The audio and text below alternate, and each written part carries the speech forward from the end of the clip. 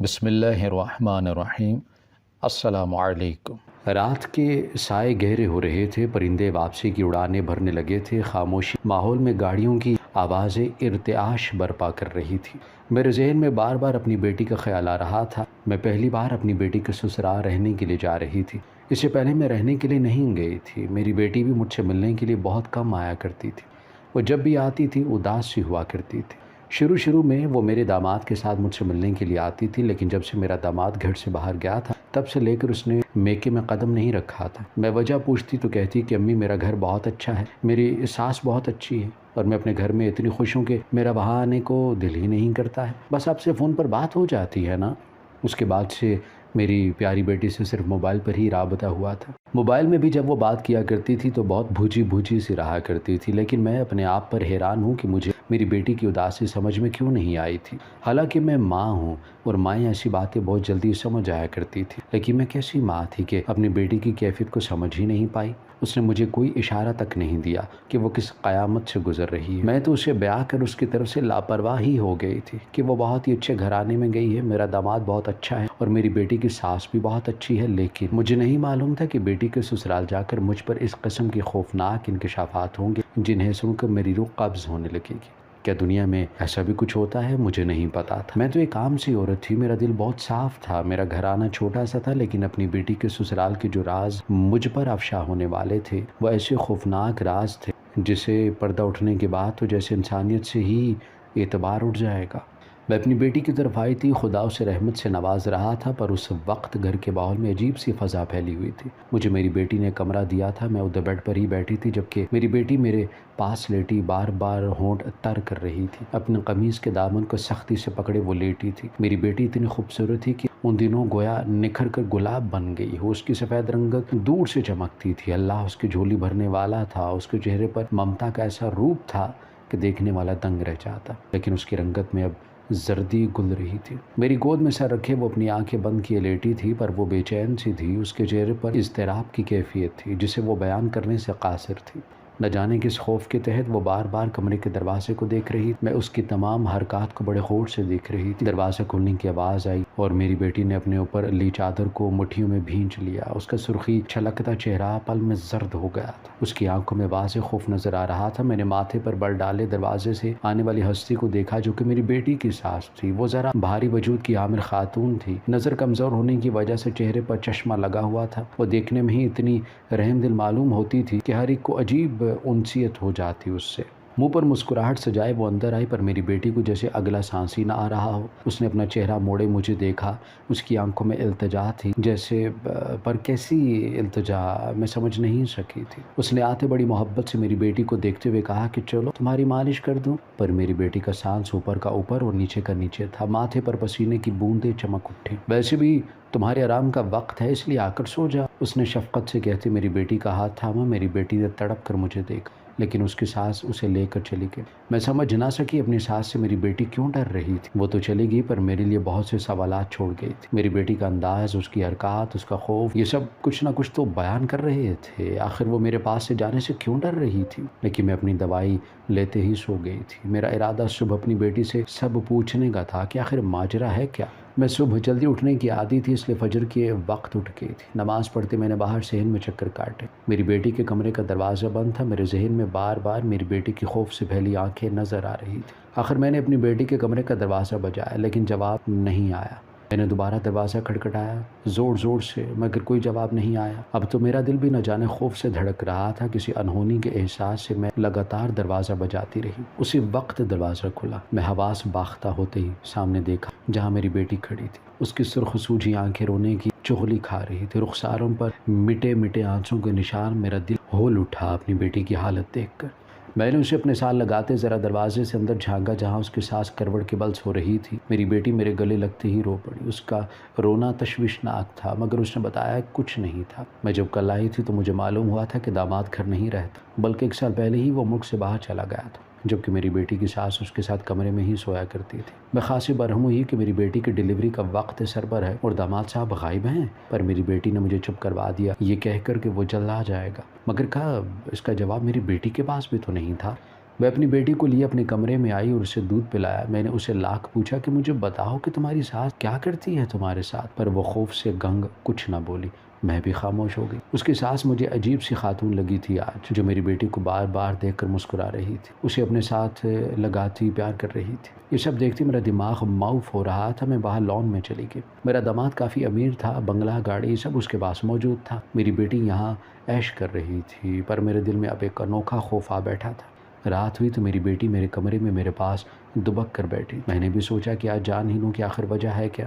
میں اپنی بیٹی کو اپنے بستر پر لٹا دیا۔ وہ کافی تھکی سی معلوم ہو رہی تھی، اس لیے جلد سو گئی۔ میں اپنی بیٹی کی ساس آنے سے پہلے ہی خود اپنی بیٹی کی چادر اوڑھی اور ساس کے پاس چلی گئی۔ کمرے میں نیم اندھیرا تھا۔ اس کی ساس کھڑکی کے پاس کھڑی تھی، اپنی چشمہ صحیح کرتی وہ بیڈ پر بیٹھ گئی، جبکہ اندھیرے میں مجھے کچھ گرنے کی آواز آئی۔ میری قسمت اچھی تھی کہ اس کا چشمہ گر گیا۔ مجھے اس نے اشارے سے قریب بلایا۔ میں قدم قدم چلتی اس کے قریب جا پہنچی اور بستر پر لیٹ گئی۔ پھر جو ہوا، میرا دل حلق کو آ گیا تھا۔ میری بیٹی کی ساس مجھے اپنی بہو سمجھ کر وہ سب کر گئی جو روزانہ میری بیٹی کے ساتھ ہوا کرتا تھا۔ مجھے اس عورت سے نفرت ہوئی جو عورت ہو کر ایک عورت کے ساتھ ایسا بھی کر سکتی ہے، جنہیں کوئی خوف نہیں تھا کہ وہ کیا کر رہی ہیں۔ ایسی عورتوں کے دل کیوں نہیں لرزتے تھے یہ سب کرتے ہوئے۔ اتنی شفاق دل خاتون، میرا دل اپنی بیٹی کو سوچ کر پھٹنے لگا جو یہ اذیت روز سہتی تھی۔ کیا وہ اتنی بہادر ہو گئی تھی کہ سب کچھ برداشت کر لیتی؟ وہ تو میری گڑیا تھی جسے میں نے محبت سے پالا تھا۔ اتنی تکلیف کیسے وہ برداشت کرتی ہوگی؟ اسے تو سوئی بھی لگتی تھی تو وہ رونے لگ جاتی تھی، اور یہ سب کچھ برداشت کرتی وہ خاموش تھی۔ مجھے میری بیٹی پر ترس آیا جو اپنے دل پر سب سہ رہی تھی۔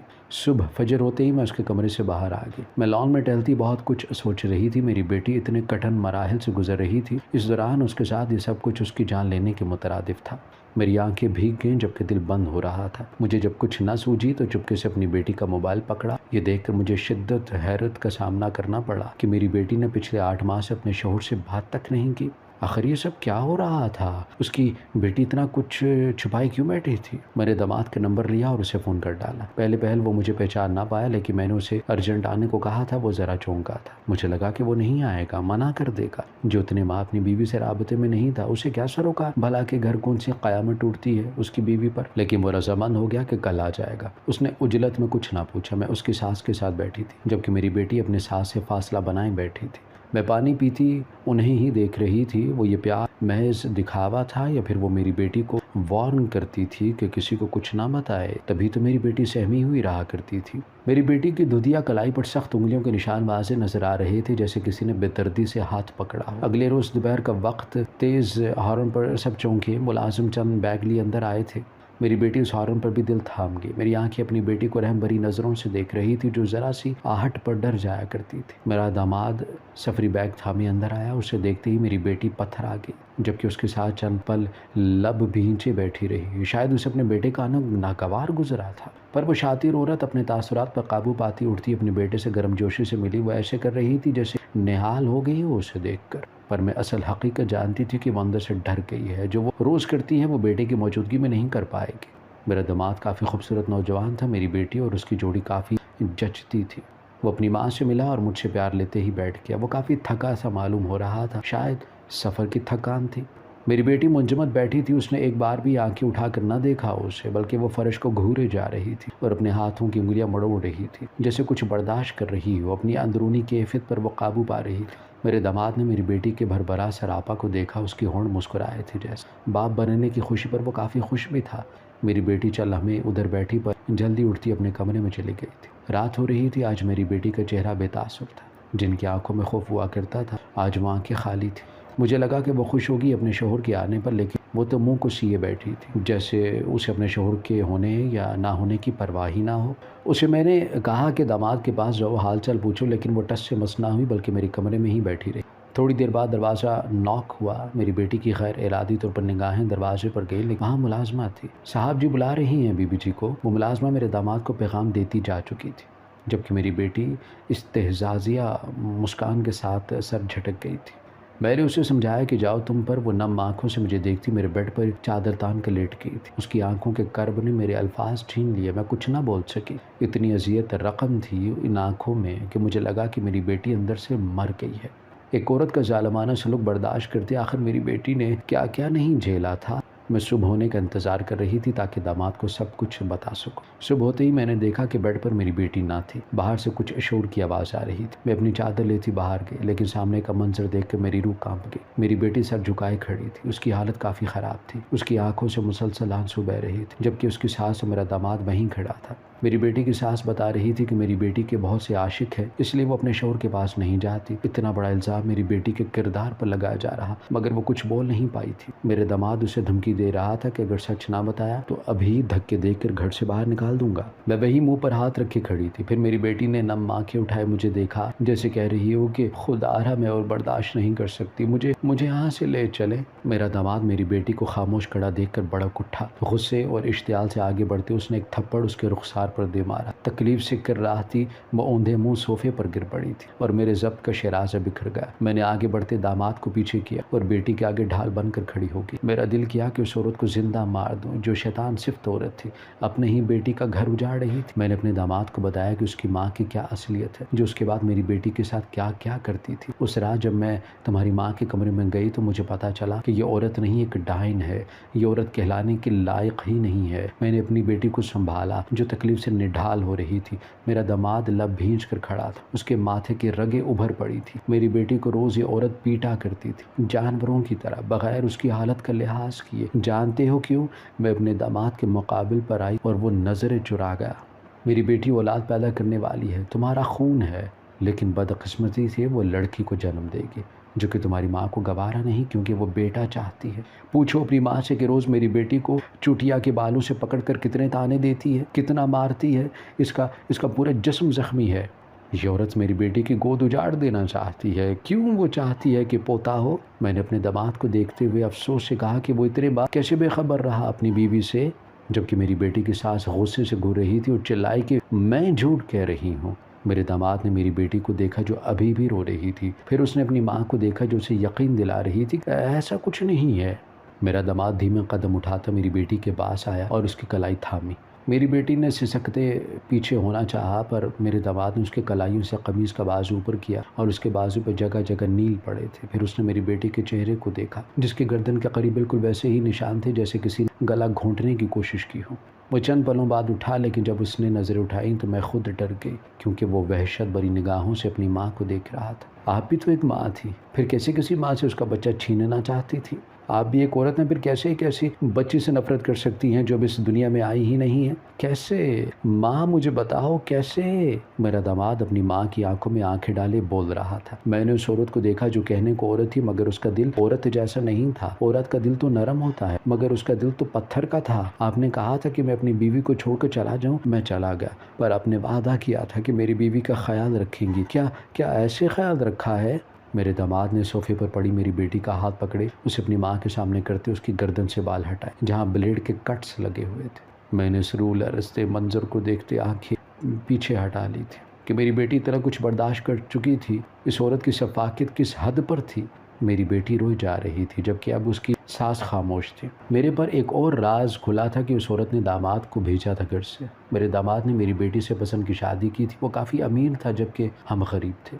میرے داماد نے میری بیٹی کو کالج میں پسند کیا تھا اور مجھ سے رشتہ مانگا تھا۔ میں نے پہلے اسے تو رشتہ نہیں دیا، لیکن پھر اس کی محبت دیکھتے ہی دے دیا کہ میری بیٹی خوش رہے گی۔ لیکن آج یہ سب دیکھتے مجھے افسوس ہوا رہا تھا اپنے فیصلے پر۔